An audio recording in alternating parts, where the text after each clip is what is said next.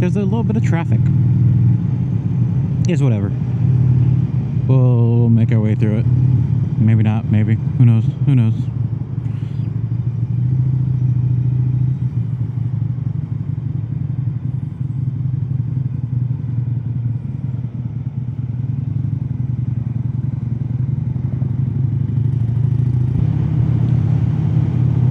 Alright, now that we're kind of in a comfortable movement, let's see. Today, well, this evening, I should say, it is getting a little late. As you can kind of see to my left, the sun is setting, and I have no cars moving. Come on, guys.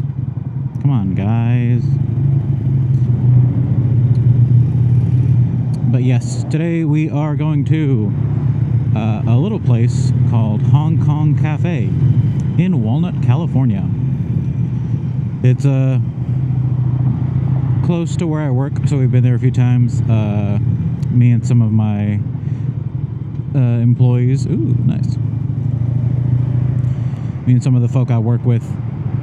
And it is absolutely delicious. It is, as the name says, Hong Kong style food and delicacies. So they've got some dim sum, a huge variety of just any kind of meat kind of things, rice dishes, delicious rice dishes.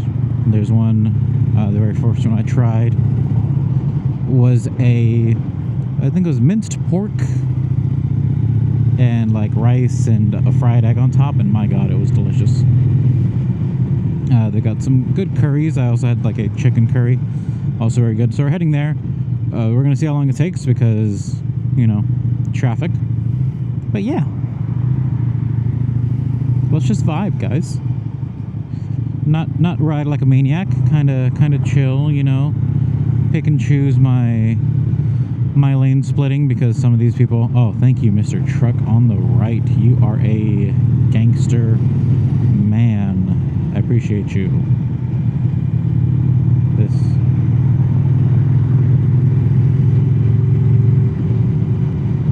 But yeah, I hope everybody's had a really good New Year. It is Friday, January 30th? 31st? I don't know.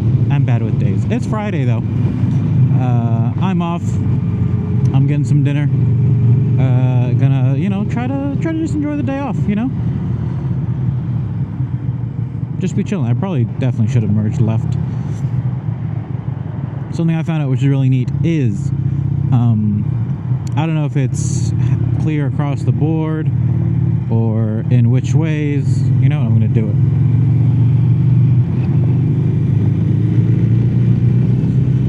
But I recently found out I get to ride in these express lanes for free. I don't need one of those fancy transponders or anything. I get to literally just ride in here, which is great because when traffic's moving a little bit like that, it means that I get to cruise, you know? I don't need to try and serpentine my way through traffic and, you know, pick and choose my battles. I just get the vibe. If any of you guys have seen my last video, you know that I installed the saddlebags from Viking Bags, and I gotta say they are fantastic. I love them. Like literally only complaint I have, well, two very tiny ones. One of them is just like, that's on me, like not much I could do better. I wish they were, you know, a tiny bit bigger. Like I wish the size was a little more capacity. But I mean, at the end of the day, you're sticking these saddlebags on a Sportster. You go too big, you end up, you know, it either looks too weird or you're messing too much with like the balance of the bike by having a smaller bike, you know, have these like 50-liter bags. So I mean, you know, minor thing that I understand, you know, can be remedied by just having a bigger bike and therefore, you know, more space for it. But other than that, they're awesome. Only one minor thing, one minor issue I have with the like actual build of the bags is the like closing / locking mechanism on the inside of the bags is freaking huge. And like when you have the like opening of the hole for the bag to like put stuff in, that like closing and locking mechanism juts out pretty far into the bag, like into the where you're trying to put things in. So there's some stuff I have to like kind of like, you know, Tetris kind of rotate or finagle in to fit nicely. Like my camera, I have to like kind of make sure I hold it sideways and like put it in just the right angle. Just because there's like this rectangular piece that is just, you know, blocking the way, making it so that anytime I stick in something that is the dimensions of the hole, I have to like kind of squeeze it to like make sure it clears that. And then right under it, I have the whole space of the bag. So yeah, other than that, you know, wishing I could have had a bigger size saddlebags, and hoping that that locking thing was a little more low profile. Other than that, they're awesome. I love them. I recommend them to anyone that like is just needing a little space, because what I've got in there right now on like a daily carry, I will throw like any of my camera gear, this gear, microphone and stuff. I have like a tiny little Polaroid printer. I have a bigger like I think it's a 3x5 photo printer from like Canon. I think it's Canon. A little 3x5 photo printer that fits in there nicely. I've got the charger that it came with, the 2 little lights, you know, the cute little lights. Those are nice. And as needed, like whenever I've gone grocery shopping, if you know, as long as I'm not getting too much stuff, I'm normally able to fit like a bag in each one. If I go and get like takeout, depending on how it's shaped, like if I just go to McDonald's, get a, you know, like 1 bag of food, it'll fit in there pretty nicely. You know, I could fit a Chipotle bowl in there pretty nicely, maybe even 2. But yeah, they're really nice. I really love them. I might, other than the fact that I'm talking about it right now, how much I love them, I might do like a, you know, a 1 month in, you know, hear my thoughts after this time sort of video. But if not, I mean, I love them. That's all you need. That's all the takeaway is that these bags are awesome. They're so nice that you can just take them off as needed.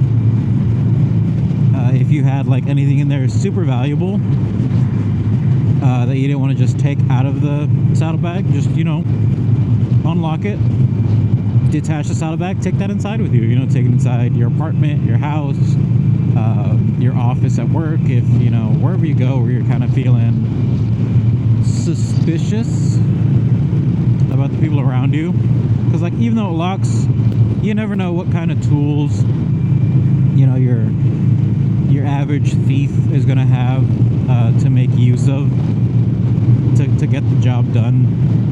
Are they going to be the kind of thief that has no tools and gives up after a couple tries? Or are they going to be someone that's got like some sort of lock picks or like some kind of saws or cutters to like do what needs to be done?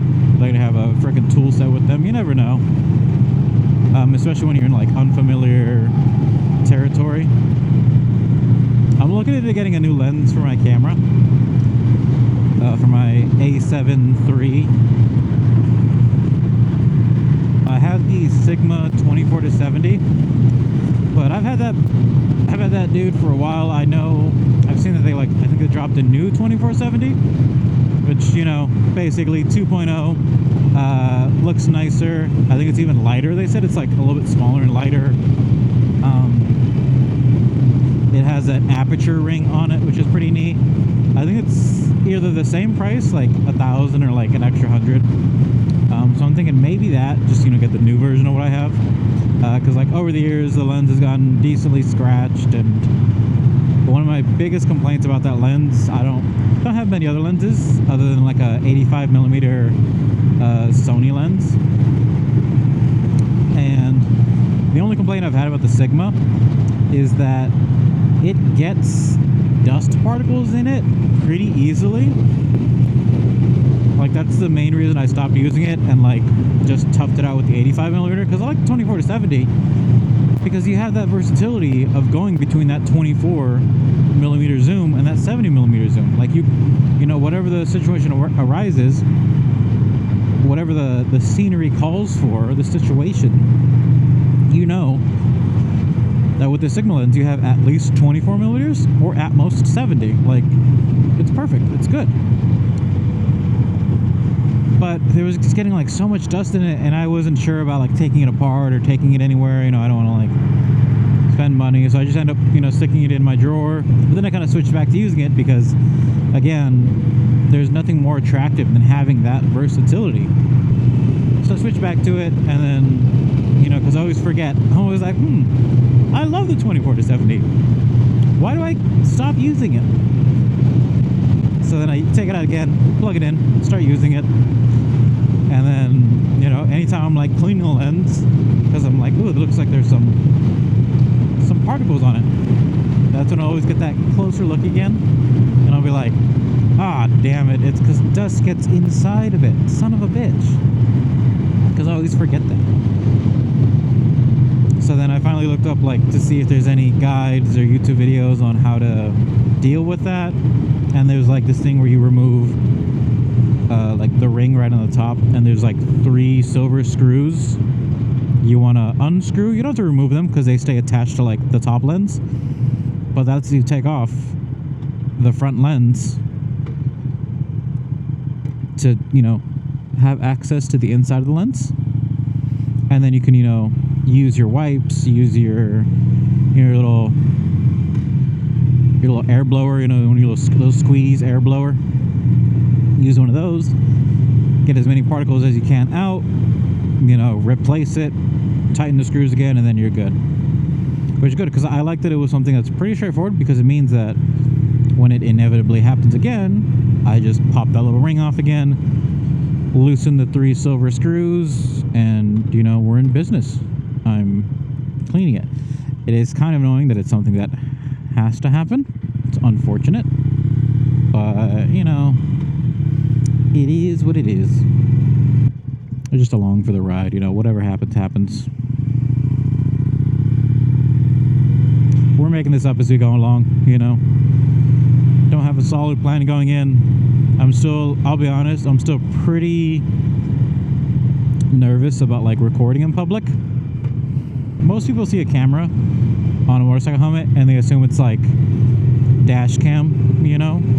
So I guess I could do the same thing in a car where I like try to find a way to like attach the windshield to look ahead while I talk, but like, I don't know, it's a little more comfortable doing it on the bike, and you know, it's kind of like what the whole channel is built around anyways. But just know that there might be some times where I'm in a car because the weather is annoying, or, you know, maybe I'm bringing a friend along, you know, maybe I'm gonna record with a buddy. You know, sometimes we might just want to carpool together, you know, catch up in the car, talk, you know, record some of that. So, recording in public, you know, being that guy that's drawing attention to themselves, talking to a camera, having all these conversations. I'm a pretty anxious person. So the anxiety of, you know, being that person that I know is drawing attention because they're talking. Maybe I'll even have like a light on me as well to, you know, improve the lighting. So, you know, so now that I've got this bright kind of key light on me, I'm now also even drawing more attention to myself, because they're like, oh, you know, this guy, you know, who does this guy think he is? He's got the light, the camera, this setup, you know, and always afraid of like just them, like, you know, just so many things. So I just got to practice doing more of that, you know, because the only way you're going to get better at it or get more comfortable is just by doing. You know, it's one reason I haven't done many of those videos at all. Also, another reason it's been a while is because California's kind of burning a lot right now. We had some pretty strong warnings, you know, some like evacuation warnings, or like, you know, be on the lookout for possibly evacuating warnings, you know. Also during like the middle of winter, so it's also cold as balls.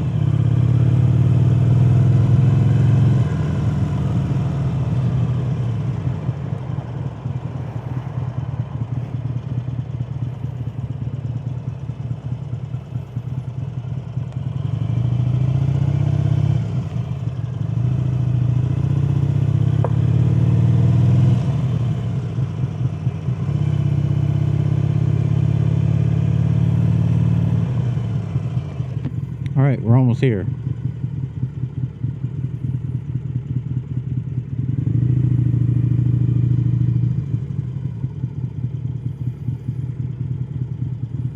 There she blows.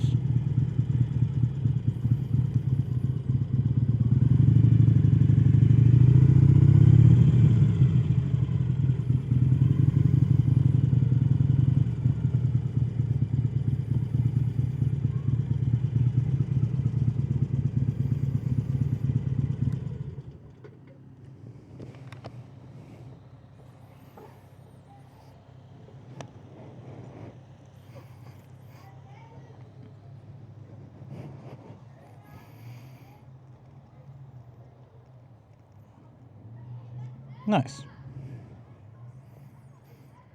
I was kind of being a fat bastard. I did not take any pictures of my food. I was so hungry, and we were so delighted to see it once it arrived at our table that we just started immediately scarfing it down. So that's unfortunate. Didn't get any pictures of it, but food was good.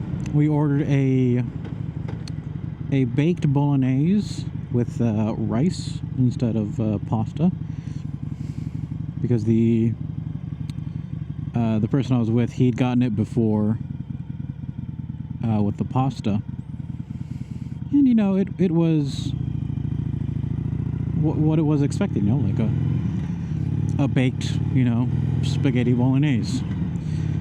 But when they asked him the first time, they're like, do you want pasta or rice? And he's like, pasta, sir? I don't think I want rice with that. And ever since then I've been like, but how would it be with the rice? So we got the right rice. It was pretty good. I really enjoyed it. We also split a spam and egg sandwich, which was pretty nice, with some fries, and got some delicious egg yolk buns, which are incredible. They're the perfect little dessert to have at the end of that, so it was good. But I really like the place, you know. Hong Kong Cafe is delicious. I have yet to have a bad thing on their menu. Oh, there's like, I'm seeing several cop lights and sirens a little further ahead.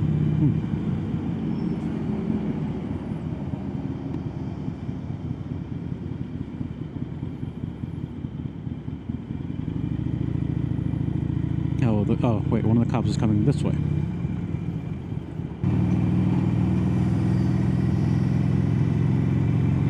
Was I wrong? Or am I hallucinating?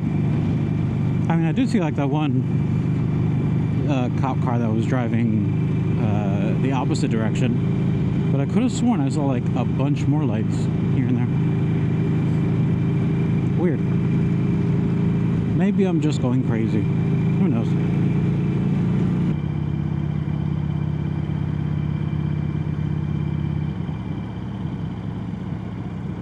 Alright, there's a bit of traffic. I'm home soon anyways, so I'll just call it here. So thanks everybody for watching. Go ahead, like, comment, subscribe, all that fun stuff. Catch you guys later. Bye bye.